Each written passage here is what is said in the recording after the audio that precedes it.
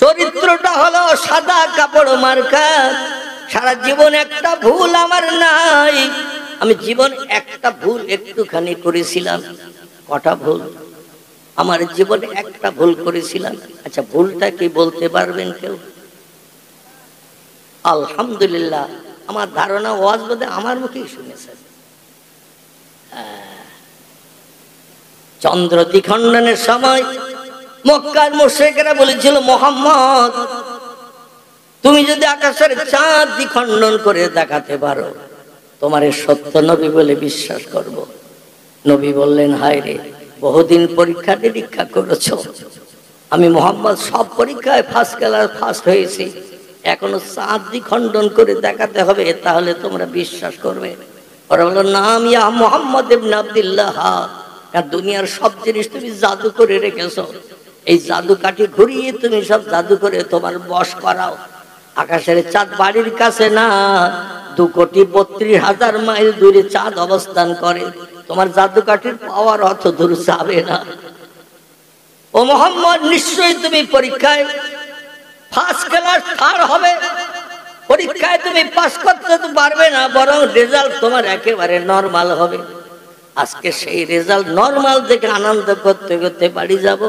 তাই কাবার চাতলে চাঁদনি রাত্রে বসে আমরা মিটিং করে এই প্রশ্নটাই নিয়ে এসেছি, পারবে কি চাঁদ দ্বিখণ্ডন করে দেখাতে?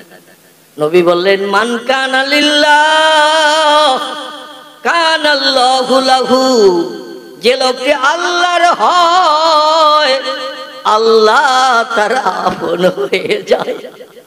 যে লোকটি আল্লাহর হয় আল্লাহ তার আপন হয়ে যায়। আর আল্লাহ বলছেন, কুল্লা শাইইন ইয়ানফাউন নাস, আমি যার আপন হয়ে যাই, আমার বানানো যত সৃষ্টি আছে সব ওই বান্দার আপন বানাই। একটু জোরে বলেন নারে তাকবীর। নবী বলছেন, যে লোকটি আল্লাহর আপন হয় আল্লাহ তার আপন হয়ে যায়।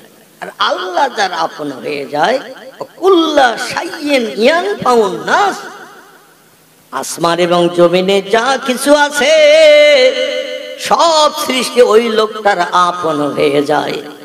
যারে যা বলে সঙ্গে সঙ্গে তাই শুনতে বাধ্য হয়। তবে শর্ত হলো মানুষকে একটু আল্লাহর আপন হতে হবে। পৃথিবীতে সব থেকে বেশি আপন আল্লাহর কে হয়েছেন? সব থেকে বেশি আপন এই পৃথিবীতে আল্লাহর কে হয়েছে? তাড়াতাড়ি বলেন। আরে ভুল হলে তো সংশোধনের জন্য আসি আমি। সব থেকে বেশি আপন কে? আলহামদুলিল্লাহ, এই ছেলেটার মগজে একটু মাল আছে, ভালো চিন্তা ভাবনা করে শোনে, আর আশেপাশে যেখানে যাই ওর সামনে দিয়ে বসে।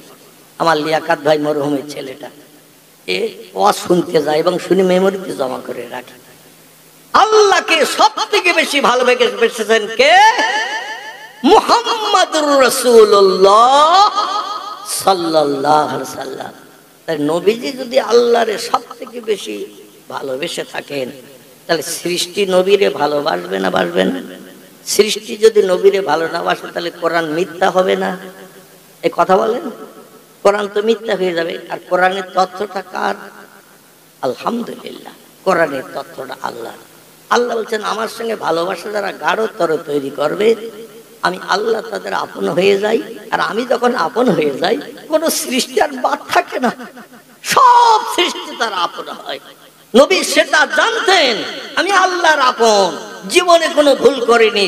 একটা ভুল একটু করেছিলাম, সেটা হলো নবী আঙুলটা লম্বা করে, ইয়া আইয়ুহাল কামার, আমি জানি আল্লাহ আমার কাছে যেটা চেয়েছে আমি দৈনন্দিন সেটা দিয়ে আল্লাহরে খুশি করি। আর আমি যেটা আল্লাহর কাছে চাই, আল্লাহ বন্ধুত্ব গাঢ়তর রাখার জন্য আমারও সেটা দিয়ে মুখে হাসি ফুটায়। জোরে বলুন একটু সুবহান। এই বিশ্বাসটা বিশ্ব নবীর হৃদয়ে এমন গাঢ়তর তৈরি হয়ে গিয়েছিল, নবী আর বলেননি ইনশাআল্লাহ, আল্লাহ চাহে তো চাঁদ তুমি দু টুকরো হও। এই ইনশাআল্লাহ শব্দটা নবী ব্যবহার না করে সরাসরি বলেন, ইয়া আইয়ুহাল কামার, ও আকাশের চাঁদ, অশাক্কাল কামার, মাঝখান থেকে কেটে দুভাগ হও। জোরে বলুন একটু সুবহানাল্লাহ। আল্লাহ ডেকে বললেন, চাঁদ রে তোর মালিককে? খালাকাস সামাওয়াতি ওয়াল আরদ, আল্লাহ বলছেন আকাশে যা কিছু আছে সেও বানিয়েছি আমি, জমিনে যা কিছু আছে সেও বানিয়েছি আমি। আল্লাহ বলছেন তোর মালিককে বল। চাঁদ বলছেন আনতা রব্বি লা শাক্কা ফিহি, জোরে বলুন একটু আল্লাহু আকবার। চাঁদ বলছেন আপনি আমার প্রভু, আপনি আমার স্রষ্টা, লা শাক্কা ফিহি, এ কথার ভিতরে শস্য দানা পরিমাণ সন্দেহ নাই। আল্লাহ ডেকে বলে, আমি যদি বলি চাঁদ যেমন আছিস তেমন থাক, থাকবি না, মুহাম্মদের কথা শুনে দুভাগ হবি। এ বোঝা যাচ্ছে তো নাকি? বোঝা না গেলে বলবেন, আমি আরো খলসা করে বলার চেষ্টা করব। আল্লাহ ডেকে বলেন, চাঁদ তোরে বানিয়েছে কে? চাঁদ বললেন আনতা রব্বি লা শাক্কা ফিহি, আপনি আমার প্রভু, আপনি কোন শব্দের মাধ্যম দিয়ে আমারে বানিয়েছেন আমি চাঁদ ওটা জানি। আল্লাহ বলেন, আমি যদি বলি চাঁদ রে যেমন বানিয়েছি তেমন থাক, তুই আমার কথা শুনবি না মুহাম্মদুর রাসূলুল্লাহর কথা শুনবি? চাঁদ বললেন, আমার মালিক যে, মালিকের কথা শুনবো। আর মালিকের আপন হয়েছে যারা, মালিক অনুমতি দিলে তাদেরও কথা শুনবো। আল্লাহ বলছেন তাহলে আমার কথা শুনবি না মুহাম্মদ তোরে সরাসরি দ্বিখণ্ডিত বলেছে শুনবি? চাঁদ বলেন আপনার কথা শুনবো।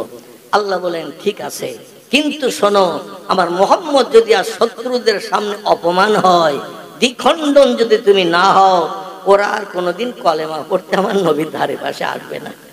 ওরা বলে আজকের মুহাম্মদ ফাইনাল পরীক্ষায় ফেল, মুহাম্মদ ফেল, ওর জ্ঞানের প্রহর দৌরাত্ম সব শেষ। আজকে দিন পরীক্ষা নিয়ে মুহাম্মদ শুধু পাশ করে মুখে হাসি নিয়ে গেছে, আজকের মুহাম্মদ পরীক্ষা একেবারে লাজবাব ফেল, মগজের মাল সব শেষ। আল্লাহ বললেন, যদিও আমি আল্লাহ হুকুম করিনি, আমার মুহাম্মদ তোমার কাছে হুকুম করেছে, কিন্তু আমার নবী অপমান হোক আমি আল্লাহ ওটা চাই না, কারণ আমার নবীরে না বানালে তোদেরও বানাতাম না। জোরে বলেন সুবহান। লাউলামা খলাকতুল আফলাক, হাদিসে কুদসির ভিতরে এসেছেন, আল্লাহ বলেন আমি কোনো কিছুই বানাতাম না যদি আমার পয়গম্বর মুহাম্মদ রাসূলুল্লাহকে সব সৃষ্টির পূর্বে না বানাতাম। এই জন্য মাঝখান থেকে দ্বিখণ্ডন হয়। আল্লাহ শুধু বলেছেন কোন, কি বলেছেন? ইন্নামা আমরুহু ইযা আরাদা শাইয়ান আইয়াকুলা লাহু কুন ফায়াকুন। জোরে বলুন একটু আল্লাহু আকবার। কোরআনে সূরা ইয়াসিনের শেষ আয়াতের আগের আয়াত। আল্লাহ বলছেন আমি যখন কোনো কিছু বানানোর চিন্তা ভাবনা করি, সিদ্ধান্ত করি, আইয়াকুলা লাহু, আমার জবান দিয়ে শুধু একটু বলি। কোন, কোন শব্দটি হলো আরবি ভাষা, এর বাংলা অর্থ হলো হ। বাংলা অর্থ কি? হ। হ, যেই আমি বলি হ, সঙ্গে সঙ্গে ফায়াকুন, সঙ্গে সঙ্গে সেটা হয়ে যায়। আমার কোনো কিছু বানাতে, তৈরি করতে 1 সেকেন্ড বাড়তি সময় লাগে না, 1 সেকেন্ড কমায় সময় লাগে না। আমি যেই বলি সেই হয়, অতীত হয়েছে, বর্তমানও হচ্ছে, ভবিষ্যতও হবে। আল্লাহ বললেন যদি আমার নবী আমার সাহায্য না নিয়ে তোরে দ্বিখণ্ডিত হতে বলেছে তো তুই দ্বিখণ্ডন হয়ে যা, নবী অপমান হোক আমি আল্লাহ চাই না। আল্লাহ অনুমতি দিলেন, 4 দ্বিখণ্ডন হয়ে গেল। রাসূল বলেন মা তারা ইয়া জাদ্দি ইয়া আম্মি ইয়া আখি, ও পাড়ার দাদারা, ও পাড়ার চাচারা, ও পাড়ার ভাইরা, একটু তাকিয়ে দেখো, এলা সামা, আকাশের দিকে একটু নজর করে তাকিয়ে দেখো।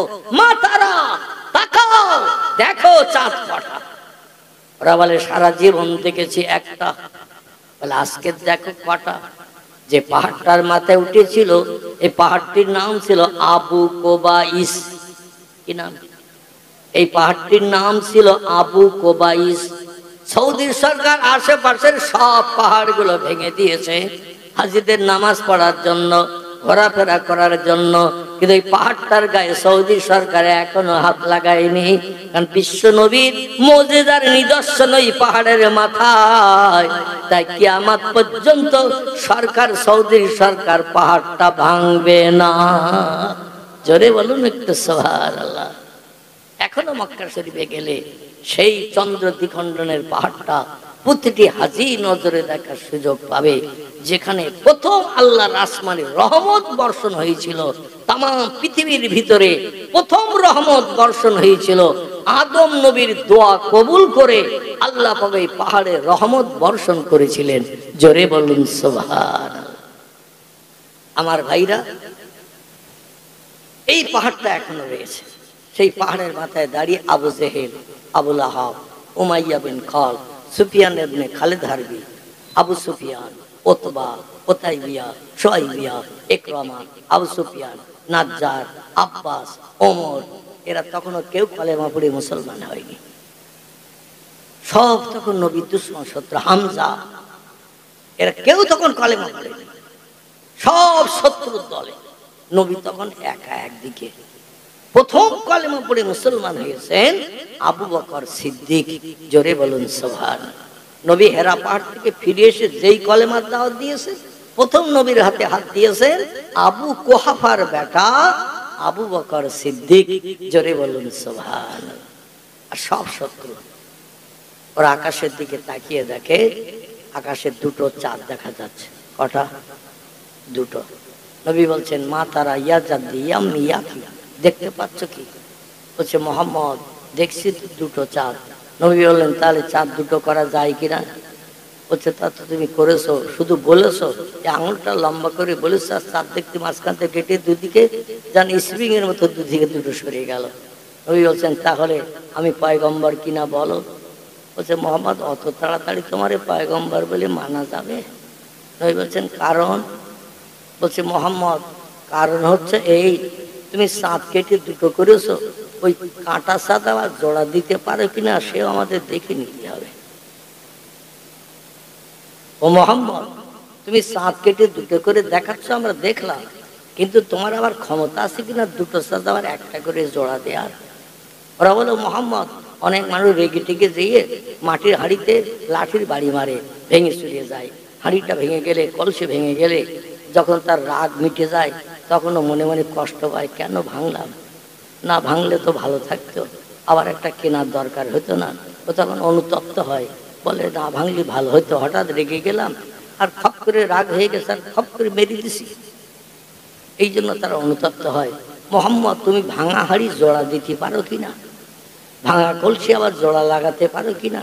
কাঁটা চাল জোড়া দিতে পারো কিনা? একটু আমাদের দেখাও, আমাদের চোখ ঠান্ডা হয়ে যাক, তারপরে চিন্তা ভাবনা করবো।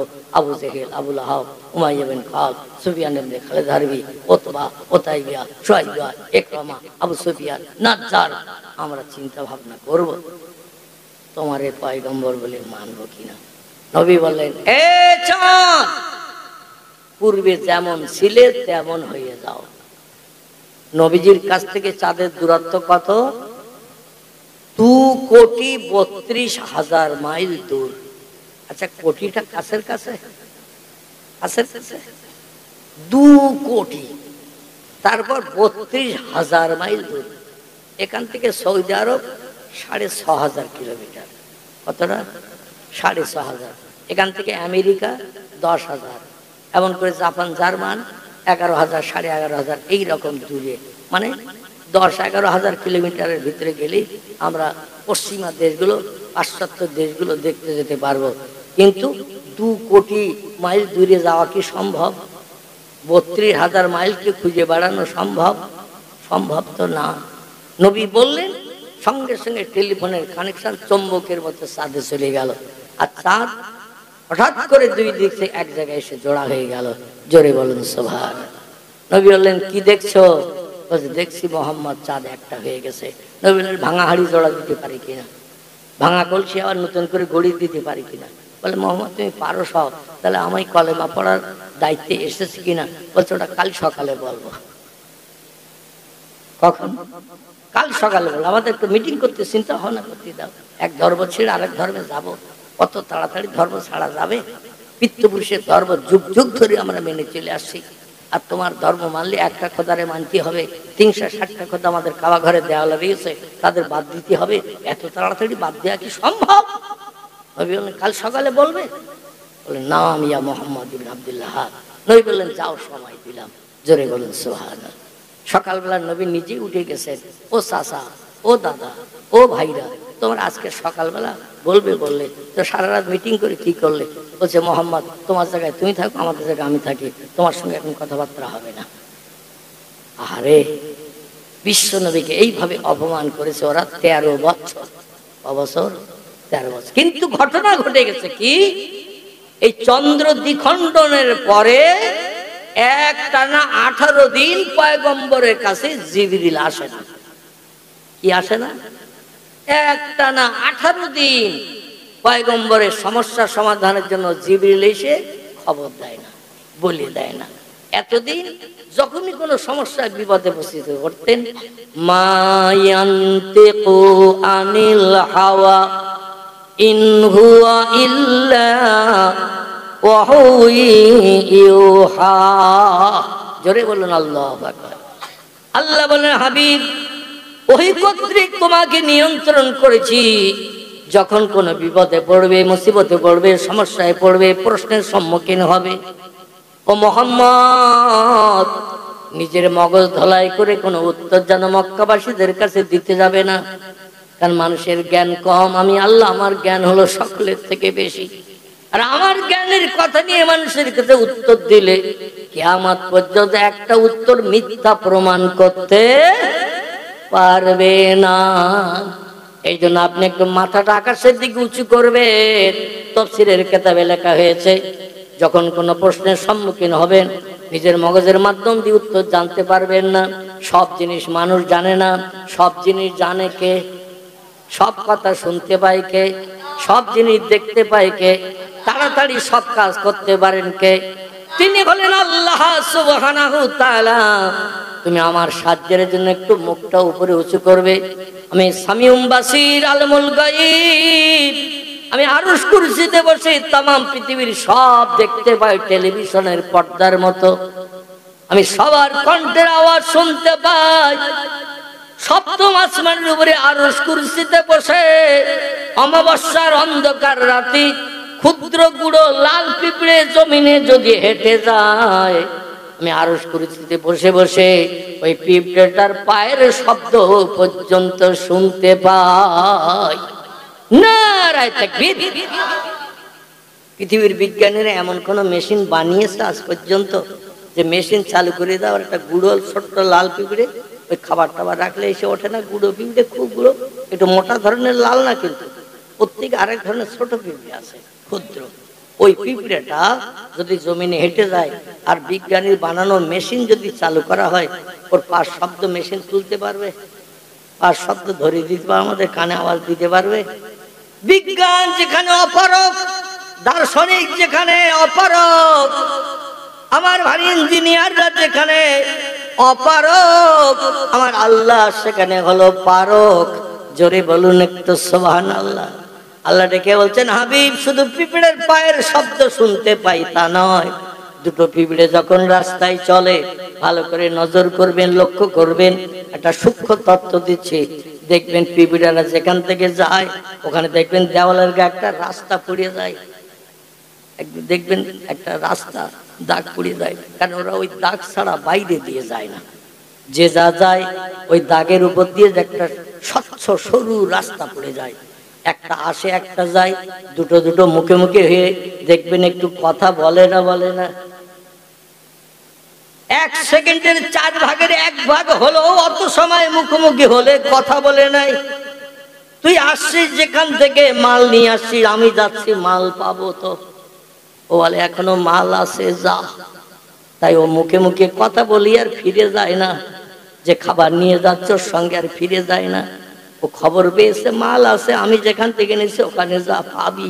জোরে বলুন একটু সুবহানাল্লাহ। আরে ওই যে কথা হলো, ক্ষুদ্র গুঁড়ো পিঁপড়ের মুখে মুখে একটা যাচ্ছে একটা আসছে, দুটো এক জায়গায় হলে দেখবেন 1 সেকেন্ডের 4 ভাগের 1 ভাগ হলেও একটু দেরি করে।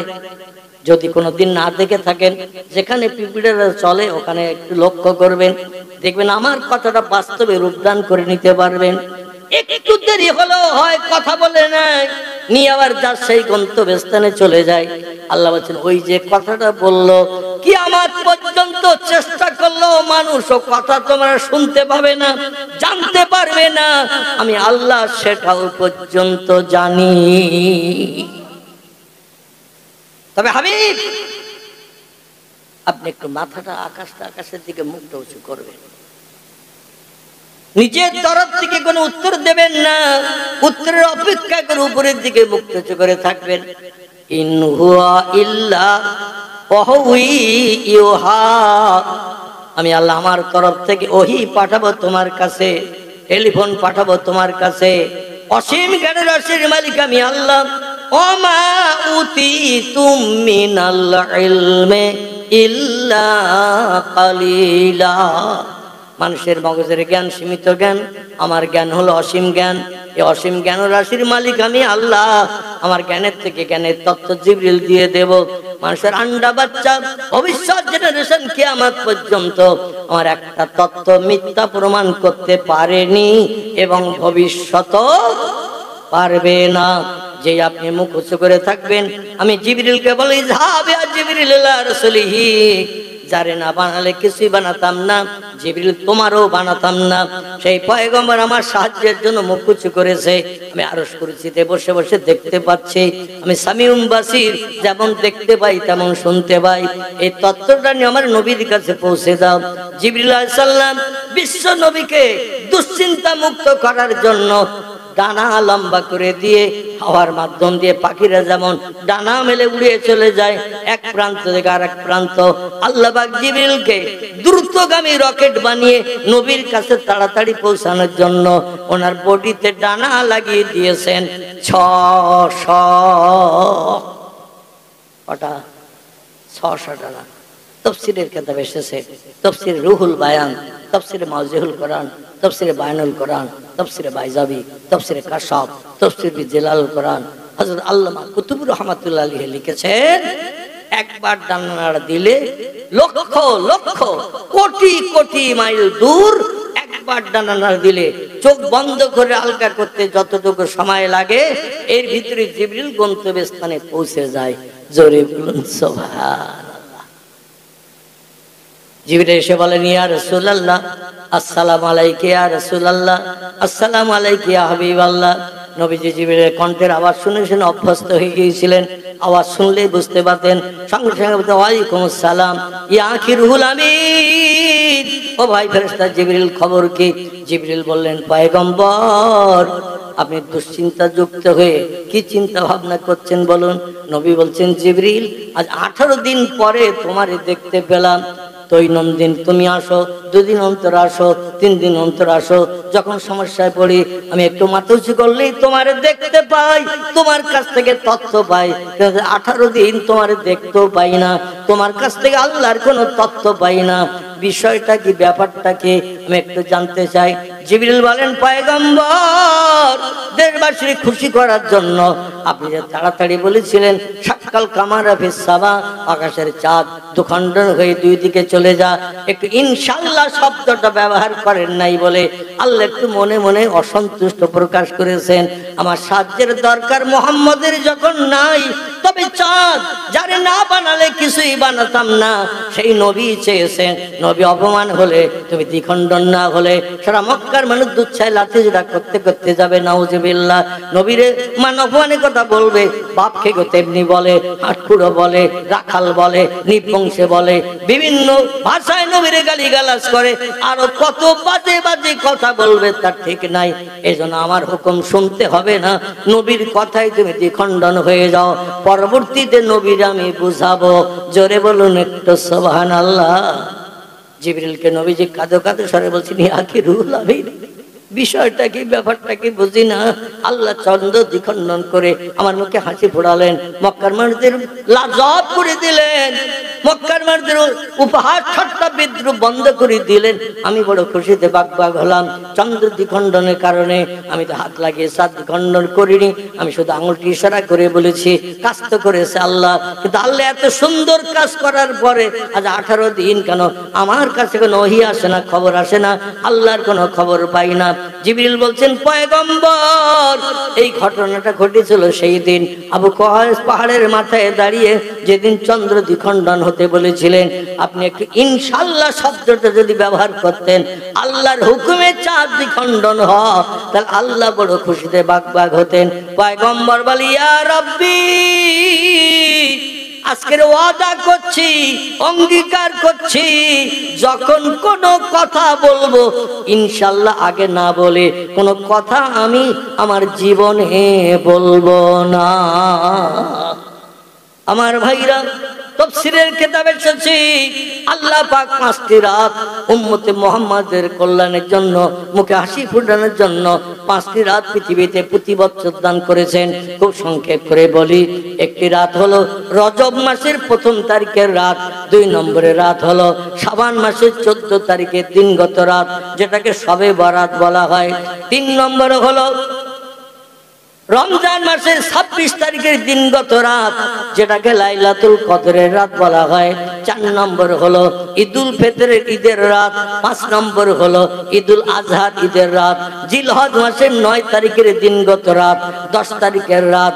এই 5টা রাত আল্লাহ উম্মতি মুহাম্মাদের জন্য তোহফা স্বরূপ দান করেছেন, পাপ মোচনের জন্য, ভুল ক্ষমা করার জন্য, অপরাধ গুনাহগুলোকে মাফ করে দিয়ে, সাবান দিয়ে বেগুনা বানিয়ে জান্নাত হালাল বানাবেন বলে আল্লাহ পাক ডেকে বলেন, হাবিব, এই 5টি রাত আপনার উম্মতের জন্য তোহফা স্বরূপ শুধু দান করি নাই, আপনি জীবনে যদি কোনো অনিচ্ছাকৃত ভুল করে ফেলেন, তাহলে আমি আল্লাহ এই রাতের ইজ্জতের খাতিরে আপনাকেও আমি ক্ষমার চোখে দেখি।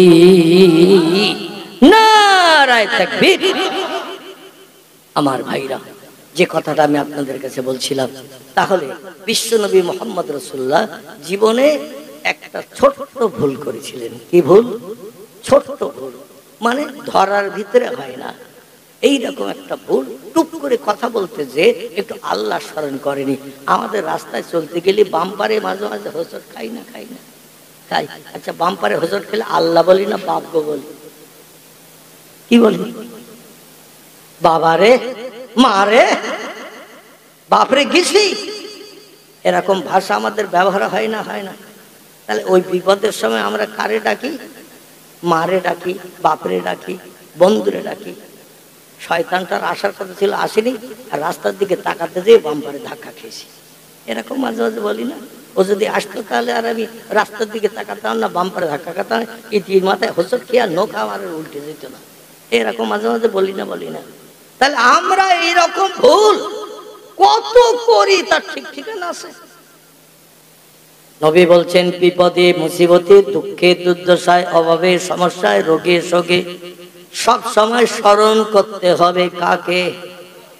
আর একটা বার বলেন, বিপদে মুসিবতে, দুঃখে দুর্দশায়, অভাবে রোগে শোকে সব সময় স্মরণ করতে হবে তাকে, যিনি আমাদের বানিয়েছেন, যিনি আমাদের সংসার জীবনে সুখ ভোগ করার সুযোগ দিয়েছেন, যিনি হায়াত তকদির আমাদের দান করেছেন, পৃথিবীতে নির্দিষ্ট দিন বসবাসের সুযোগ দিয়েছেন।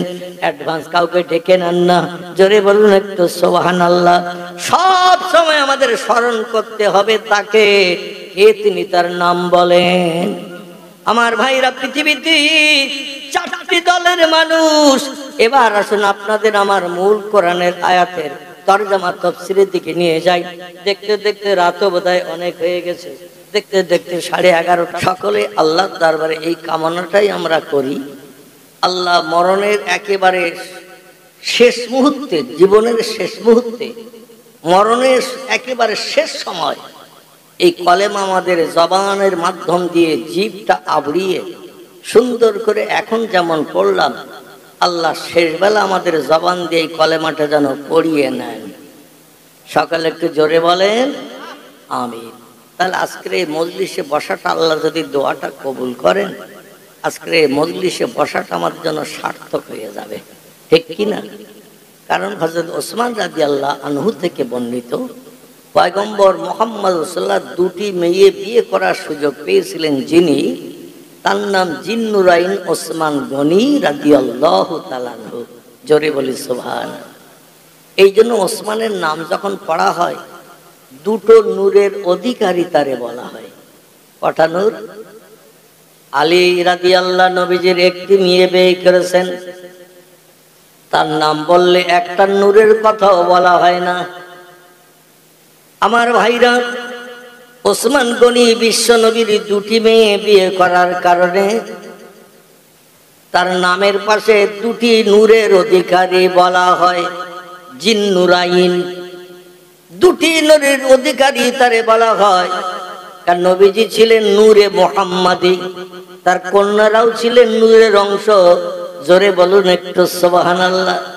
আর দুটি কন্যা বিয়ে করার সুযোগ পাওয়ার কারণে দুটি নূরের অধিকারী তারে বলা হয়েছে।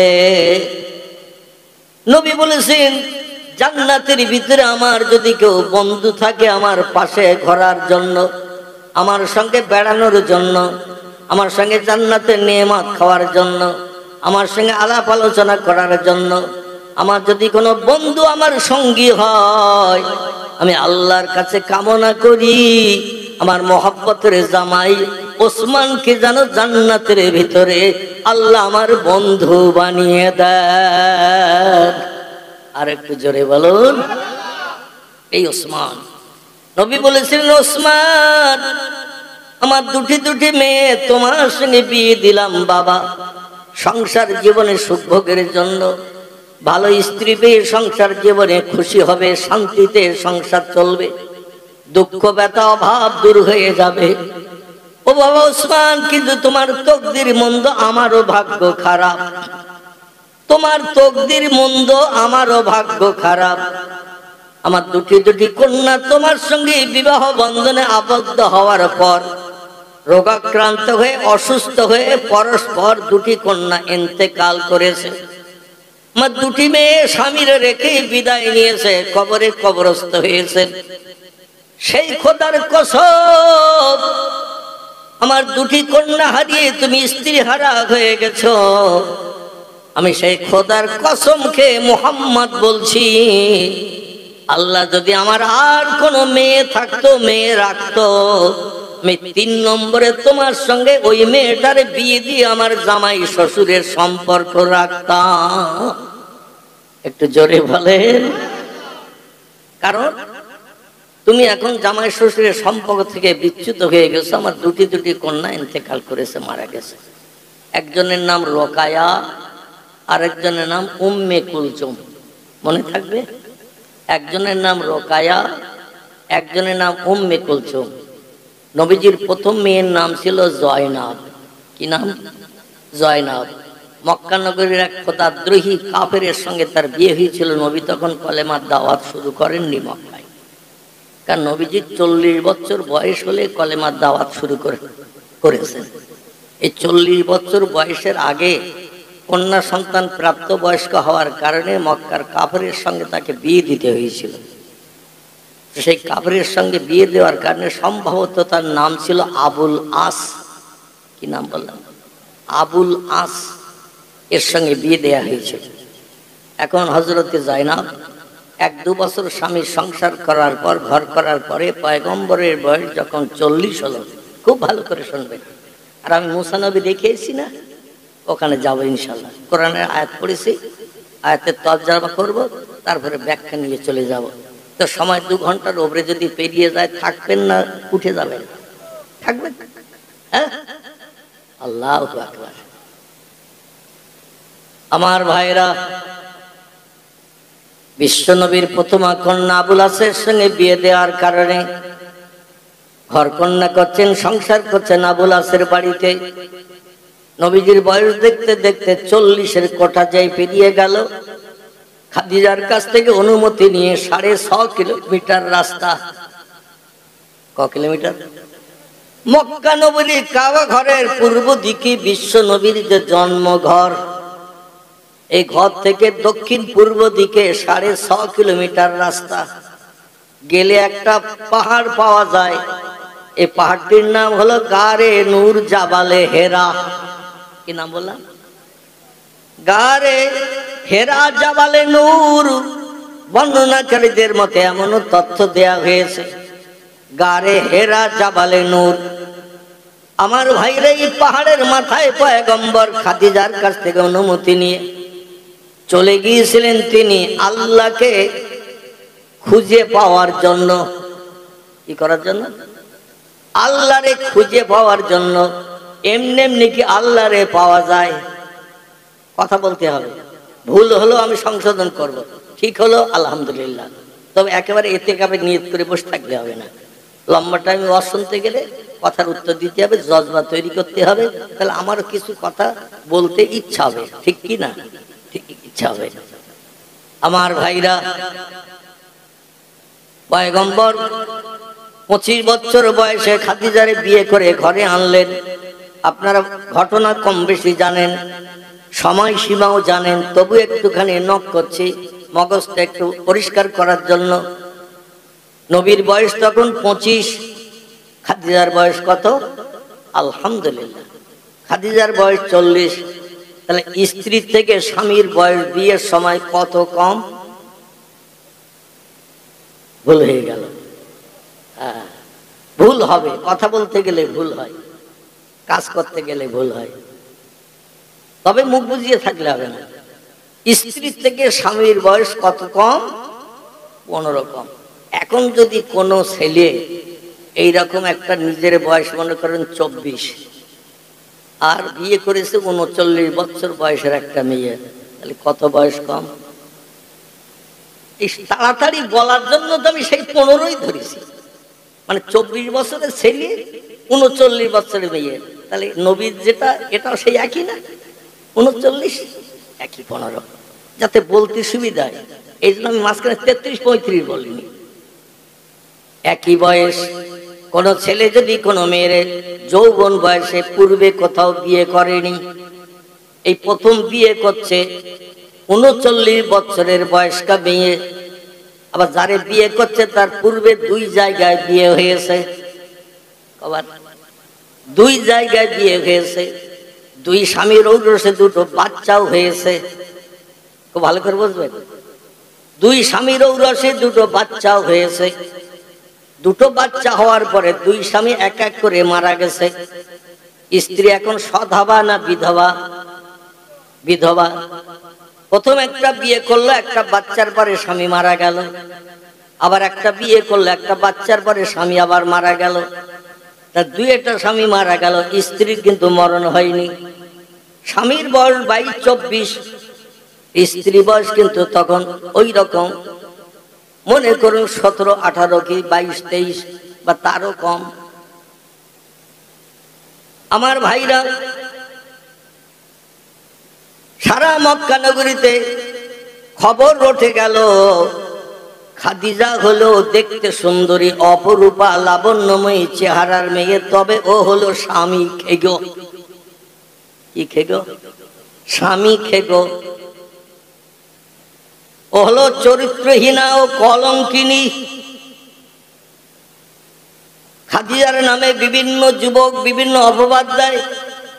সব থেকে বড় অপবাদ ও স্বামী খেগো। কেন বলে? যার সঙ্গে বিয়ে হয় সে যুবকের খেয়ে নেয়, আর খাওয়ার কারণে যুবক দুনিয়া থেকে বিদায় নেয়। খাদিজা বিধবা হয়ে থাকে। ওনার বাবার নাম ছিল খোয়াইলেদ। কি নাম বললাম?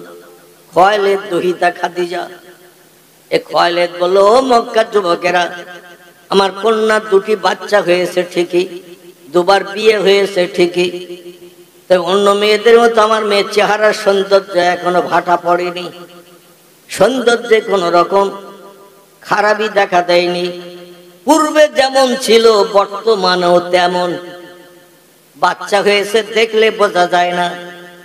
আমাদের দেশের মেয়েদের বিয়ের সময় দেখবেন চেহারাটা সুন্দরী মার্কা দেখায়, কালো হোক বা পরিষ্কার হোক, সাদা হোক বা কালো হোক, ফর্সা হোক বা মুদিয়ে রঙের হোক, যৌবন বয়সের চেহারার একটা সৌন্দর্য লাবণ্য থাকে। বিয়ের 2 বছর পরে যদি একটা বাচ্চা হয়ে যায়, ও মেয়েটার চেহারার সৌন্দর্য বিয়ের আগের মতো আর থাকে? থাকে না। মেয়েটার চেহারা বাচ্চা হয়ে গেলে দেখবেন বিয়ে হওয়ার আগে যে চেহারার সৌন্দর্য ছিল ওটা আর থাকে না। বাচ্চা হওয়ার কারণে অধিকাংশ মেয়েদের চেহারা হয় ঘেগো পেয়ারার মতো। কি পেয়ারা বললাম? ভিতরে বাদুড়ে সব খেয়ে নিয়েছে, বাইরের খোসাটা শুধু আছে। এই রকম মাথার চুল বিয়ের আগে যেমন লম্বা ছিল, বাচ্চা হওয়ার পরে দেখবেন হাফ হয়ে গেছে। ওজন বিয়ের আগে ছিল 56 কেজি, আর বাচ্চা হওয়ার পরে ওজন হয়ে গেছে 27 কেজি। নাক বসে গেছে, চোখ ভিতরে ঢুকে গেছে, টেবও বসে গেছে, চেহারা দেখতে আর ততটা সুন্দরী নাই। কিন্তু খাদিজার চেহারা পূর্বে যেমন ছিল, ধাত ভালো ছিল তার, দুটি বাচ্চা হওয়ার পরও, দুবার বিয়ে হওয়ার পরও তার চেহারা দেখতে ছিল খুব সুন্দরী। জোরে বলুন একটু সুবহানাল্লাহ।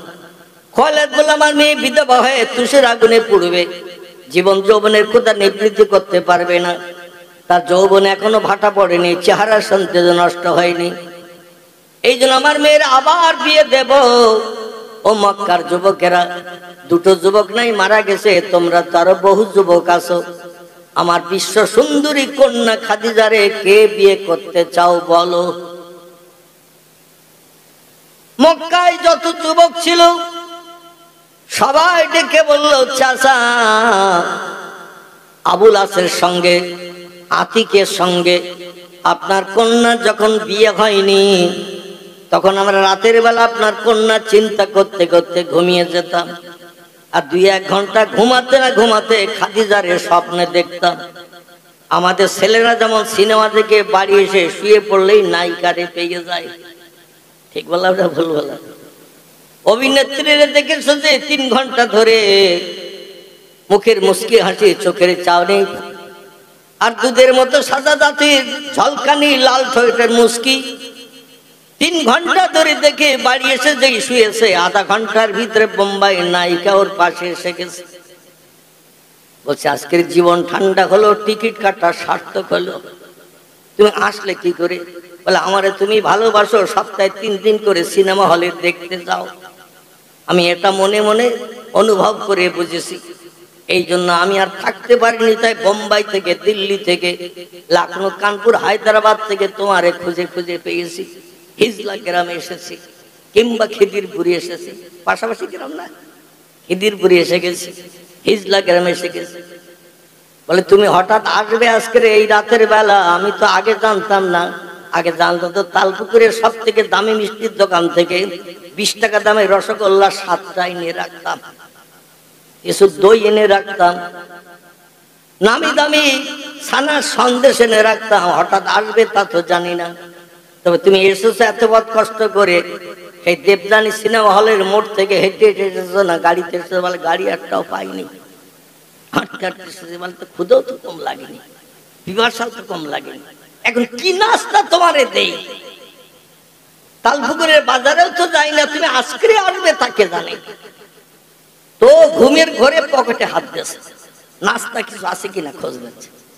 পকেটে হাত দিয়ে দেখে 3টি বিড়ি হাতে লেগেছে।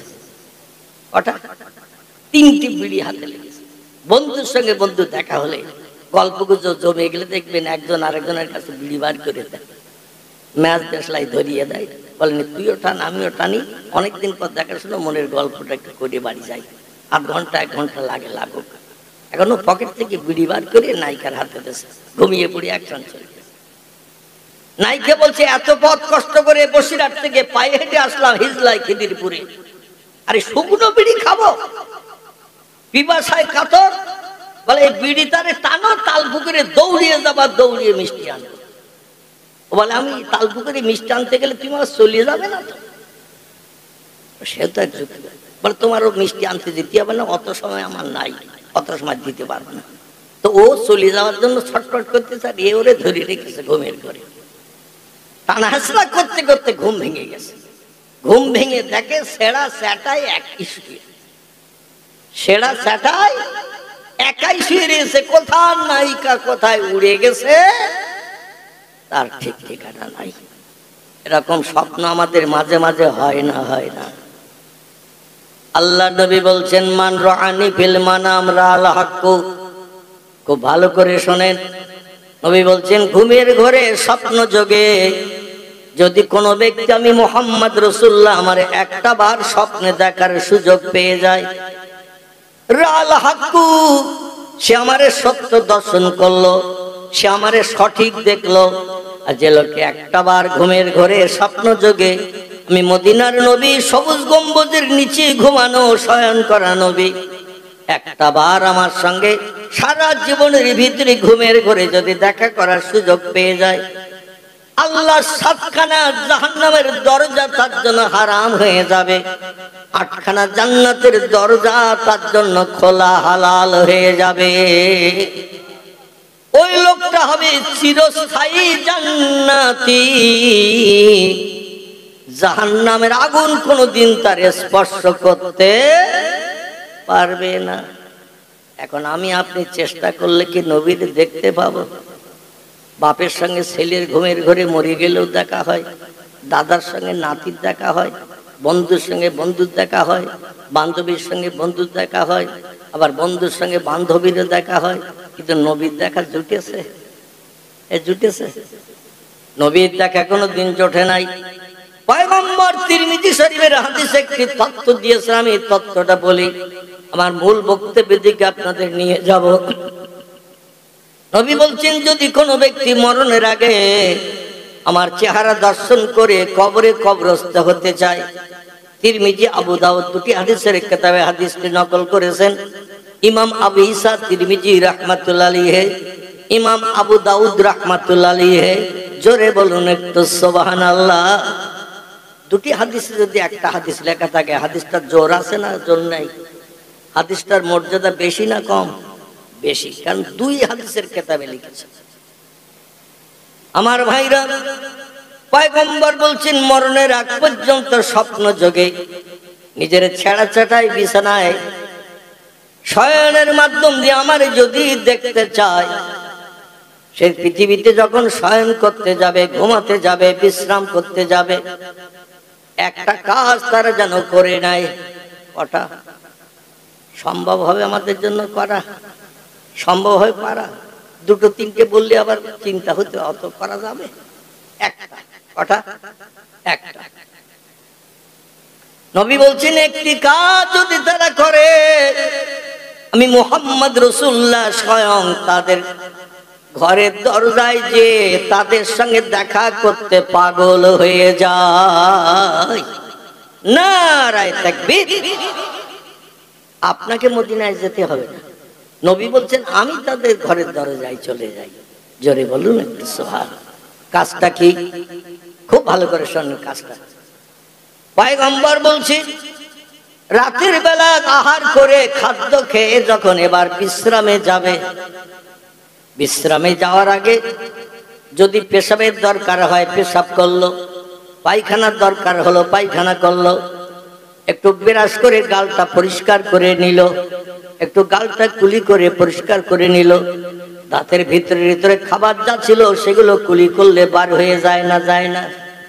বার করার পরে ওই লোকটি যদি কাজায় হাজাতের কাজ মিটিয়ে, পেশাব পায়খানার কাজ মিটিয়ে এবার বিশ্রাম করবে ভোর পর্যন্ত, ওযু করে পবিত্র অবলম্বন করে যেখানে শয়ন করবে, ডান কাঁধে কাত হয়ে বালিশে মাথা দিয়ে আমি মুহাম্মদ রাসূল আমার মদিনার দিকে পা না দিয়ে অন্য দিকে পা দিয়ে যদি শুয়ে পড়ে, কোন দিকে? আমার মদিনার দিকে পা দিয়ে না শুয়ে অন্য পূর্ব দক্ষিণ উত্তর যে কোনো দিকে পা দিয়ে যদি শুয়ে পড়ে, বালিশে মাথা দিয়ে যখন শয়ন করবে, অবস্থায় সে ডান কাঁধে কাত হয়ে শোবে। কোন কাঁধে? ডান কাঁধে কাত হয়ে শোবে। মরণের পরে আমরা যখন কবরে যাই, আমাদের কোন কাঁধে কাত করে শোয়ায়? আলহামদুলিল্লাহ। মরণের পরে আমাদের নতুন কাপড় পরিয়ে গোসল করিয়ে যখন কবরে শোয়ানো হয়, দেখবেন ডান কাঁধে কাত করে শোয়ানো হয়। আর ডান কাঁধে কাত করে শোয়ালে ওই লোকটা কিয়ামত পর্যন্ত কবরের ভিতরে শুয়ে পয়গম্বর মুহাম্মদ রাসূলুল্লাহ রওজা মোবারক মদিনাতুল মুনাওয়ারার সেই কবরের সবুজ গম্বুজ, সেদিকেই তার নজরটা রয়ে যায়। ঠিক না ভুল? মদিনা থেকে পূর্ব দিকে যত মানুষ মৃত্যুবরণ করে, মক্কা থেকে পূর্ব দিকে যত মানুষ মৃত্যুবরণ করে, সব মানুষের কবর দেয়া হয় উত্তরে মাথা দিয়ে, দক্ষিণে পা দিয়ে, ডান কাঁধে শোয়ালেই মুখটা কোন দিকে যায়? কেবলার দিকে, পশ্চিম দিকে যায়। নবী বলছেন আমার দিকে মুখটা করে শোয়ালে আমি মুহাম্মদ রাসূলুল্লাহর কবর থেকে তার কবরে ফয়েজ চলে যায়, রুহানি তাওয়াজ্জু চলে যায়, বরকত চলে যায়, মিসকাম্বরের সুগন্ধ চলে যায়। জোরে বলুন সুবহানাল্লাহ। তবে ঘটনা হলো একটা কাজ এখনো বাকি। ওযু করেছো তুমি, পবিত্রতা অবলম্বন করেছো, বালিশে মাথা দিয়ে তুমি ডান কাঁধে কাত হয়ে শুয়েছো মদিনার দিকে মুখটা করে। এবার যত সময় তোমার ঘুম না আসবে তত সময় আমি মুহাম্মদ রাসূলুল্লাহ আমার মহব্বতে দরুদ শরীফ পড়তে থাকবে। আমার মহব্বতে দরুদ শরীফ পড়তে পড়তে যখন তুমি ঘুমিয়ে যাবে, এই আইনটা, এই নিয়মটা যদি 40 দিন একটা না চালাতে পারো, কদিন? 40 দিন, আর বাউনা লাইলা, 40 দিন একটা না রাতের বেলা বালিশে বিছানায় মাথা দিয়ে ডান কাঁধে কাঁধে আমার রওজার দিকে মুখটা করে যদি শয়ন করো, আর আমার মহব্বতে দরুদ শরীফ পড়তে পড়তে যদি ঘুমিয়ে যাও, আর 40টা দিন এই আমলটা যদি করতে পারো, আমি মদিনার নবী রুহানি হালাতে তোমার শিওরের ধারে যে দাঁড়িয়ে যাই। নারায়ে তাকবীর। নবী মরা না চেন্দা। আল্লাহু আকবার। নবী বলছেন ইন্নাল্লাহ হাররামা আন তাকুল আলাল আরদে আসজাদাল আমবিয়ায়ে ফানাবি আল্লাহি হাইয়ুন ইয়ারযাকু কামা ক্বাল আলাইহিস সালাতু ওয়াস সালাম। নবী বলছেন আমার উম্মতেরা তোমরা শোনো, ইন্নাল্লাহ, নিশ্চয়ই আল্লাহ পাক, হাররামা, তিনি হারাম সাব্যস্ত করেছেন, নিষেধ করে দিয়েছেন, বারণ করে দিয়েছেন, আনতাকুলা, ভক্ষণ করতে, খেতে, আলাল আরদ, দুনিয়ার মাটিকে, আসজাদাল আম্বিয়া, নবী আম্বিয়া ওলিয়া উলিয়া যারা মরণের পরে কবরে কবরস্থ হয়, আল্লাহ এদের লাশকে, মাটিকে খেতে নিষেধ করে দিয়েছেন। নারায়ে তাকবীর। কাদের কাদের? নবীদের আর ওলিদের। আর শহীদান যারা, এদের যে কাপড় দিয়ে, রক্ত মাখা কাপড়, যে কাপড় পরিধান অবস্থায় মৃত্যুবরণ করেছে, যুদ্ধ করতে যে, কোরআন রক্ষা করতে যে, ইসলামের মর্যাদা বাঁচাতে যে, মসজিদ রক্ষা করতে যে, কোন ব্যক্তি যদি প্রাণ নাশ বিধর্মীদের হাতে হয়ে যায়, একটা মানুষ এমনি এমনি মরে না, তার গায়ে থেকে 2-4 ফোঁটা রক্ত বার হয়, হয় না? হয় না? ইসলামের মর্যাদা রক্ষা করতে গেলে বিধর্মীর তরবারিতে, বল্লমে, অগ্নি অস্ত্রে, বুলেটের গুলিতে যদি প্রাণ বার হয়ে যায়, 2-5 ফোঁটা রক্ত দেহ থেকে বার হয় না? হয় না? আর রক্ত না বার হলে কি তার মরণ হবে? মরণ হবে না। নবী বলছেন হুঁশিয়ার হয়ে যাও আমার উম্মতেরা, সাবধান হয়ে যাও। দুনিয়ার সব নারী পুরুষের মরণের পরে গোসল করাবে, নতুন কাপড়ের কাপড় পরাবে, প্রয়োজনে যদি সাবান মাখাতে যাও সাবান মাখাবে, গায়ের ময়লাগুলো গরম পানি দিয়ে, উনসুনে গরম পানি দিয়ে ধৌত করে ময়লাগুলো পরিষ্কার করবে। তো বেশি চাপাচাপি করবে না, কারণ মরণের কষ্ট তার সারা দেহ পাকা ফোড়ার মতো ব্যথা হয়ে গেছে। মরণের কষ্ট বড় ভয়ঙ্কর কষ্ট। নবী বলছেন সাকারাতুল মাউতে হক্কুন, মৃত্যুর যন্ত্রণা হলো সত্য। হঠাৎ মরণ, 2 ঘন্টা পরে মরণ, 4 ঘন্টা পরে মরণ, 5 মিনিট পরে মরণ, এই কষ্ট সঙ্গে সঙ্গে মরণ। রাস্তা চলতে যে আষাঢ়কে পড়েছে মরণ, ওই যা সময় 2-5 মিনিট, 2-1 সেকেন্ড, 2-1 মিনিট, এটাই হলো মরণের জাকান্তানির কষ্ট। ওই যতটুকু সময়ের ভিতরে মরণ হয়েছে অতি কষ্ট। আরে কষ্ট হলো সত্য। মরণের কষ্ট থেকে কেউ নিষ্কৃতি পেতে পারবে না, কারণ আল্লাহ যারে না বানালে কিছুই বানাননি। তিনি হলেন আমি মুহাম্মাদুর রাসূলুল্লাহ। আমারও মরণের কষ্ট আল্লাহ দিয়েছে। আমি জীবনে একটা মিথ্যা কথা বলিনি, কারো মালে না বলে হাত দেয়নি, কারো গালে আমি একটা চড় মারিনি, কটু কথায় কাউকে গালিগালাজ করিনি, কারো অর্থ আত্মসাৎ করিনি, কোনো বিধবার দরজার কড়া নাড়া দেয়নি, কোনো গরিবের হক আমি ফাঁকি দিয়ে খাইনি, কোনো ব্যক্তির তরবারি দিয়ে মার্ডার করে প্রাণনাশ করে মালমাত্তা কেড়ে নিয়ে বাড়ি যাইনি। আমি মুহাম্মদ রাসূল, আমার চরিত্র ছিল সাদা কাপড় মার্কা। কি কাপড়? সাদা কাপড় মার্কা। এই সাদা কাপড়ে কোন একটা দাগ লাগলে ভালো দেখায় না খারাপ দেখায়? খারাপ দেখায়। নবী বলছেন আমার